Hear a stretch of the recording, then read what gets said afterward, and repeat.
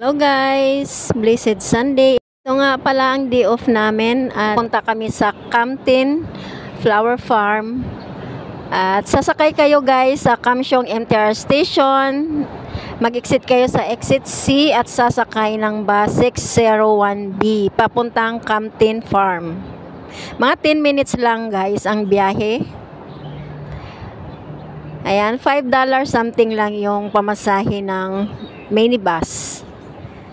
Ayan, nandito na kami. Ang lawak pala dito guys. First time ko din nakapunta dito sa Camtin Farm.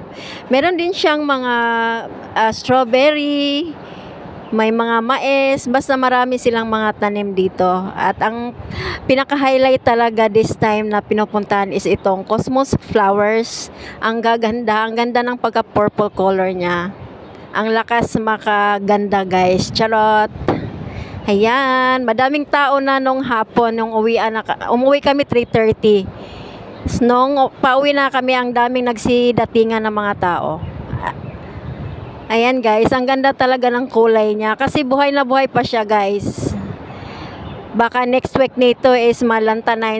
Lanta na nga yung iba guys pero maganda pa rin siya tignan. Kaya puntahan nyo na guys, kasi ano lang ito, bibihira lang ito, once a year lang.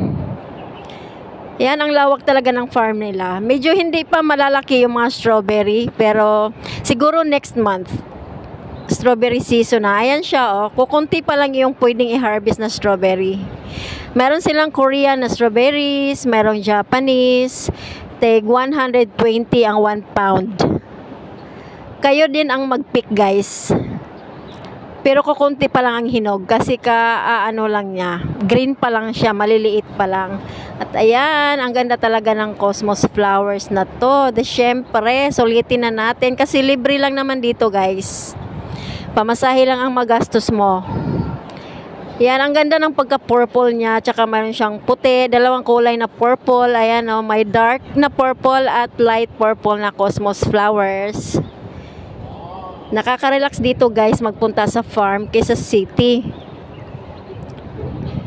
Parang nawawala yung stress mo pag nakita mo ganito kagandang tanawin. Ayan, ang ganda guys. So, syempre mag-aura-aura tayo dyan.